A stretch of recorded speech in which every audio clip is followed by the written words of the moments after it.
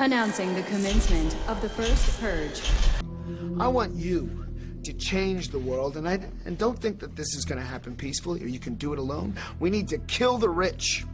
You get out there, you use your weapons, and you rip Washington apart. You hunt down the billionaires, the bank bosses, the CEOs, the scumbags, and the liars, the governors, the lobbyists, the senators, because they're all the same, and you hang them.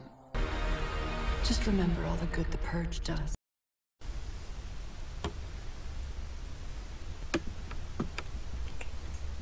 When one thinks of religion, we are inclined to think of Christians, Jews, Muslims, among others. People will often say those Muslims are violent killers with a never-ending body count. A Muslim may say the same about a Christian, most often citing the Crusades. Then, of course, the Jew will say the same about both Christian and Muslim, and Christians and Muslims would say this about the Jew. In terms of long-established, world-recognized religion, there is little doubt that each of these religions have had their times of extreme violence. However, one religion not recognized by most has been operating since before all other religions. That religion is called Statism. Forget about Muslim, Christian, or Jew, because Statism is, and always has been, the world's most dangerous and destructive religion. The religion of Statism would not be so dangerous without its worshippers.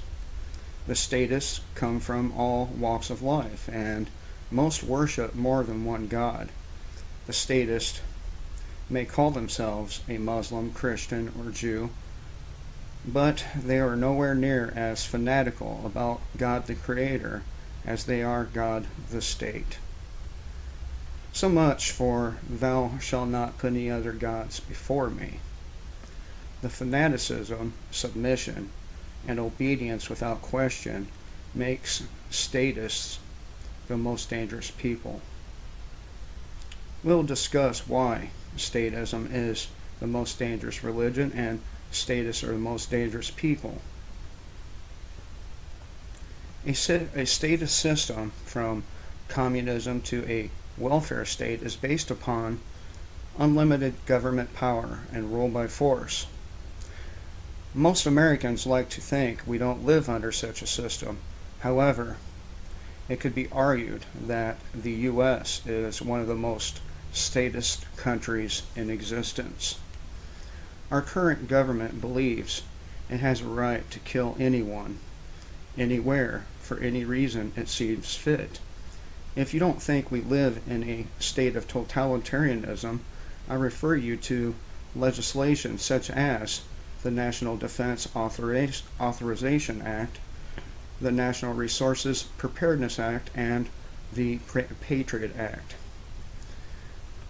Legislation like the above mentioned, along with dozens of past legislative acts, affirm the fact that a man's life and toil belong to the state. Take the National Resources Preparedness Act as an example. In it, they declare the ability to enslave anyone they wish. According to this executive order, the President or those he designates can conscript persons of outstanding experience and ability without compensation in peacetime and in times of national emergency. The NDAA was originally written to exclude American citizens. It was changed to broaden the definition of covered persons and give power to include the indefinite detention of American citizens. According to pandaunite.org, Congress has continually and unapologetically defended the indefinite detention provision to include American citizens. According to EFF.org, In June 2013, a leaked FISA court order publicly revealed that secret interpretation the government was using Section 215 of the Patriot Act to collect the phone records of virtually every person in the United States.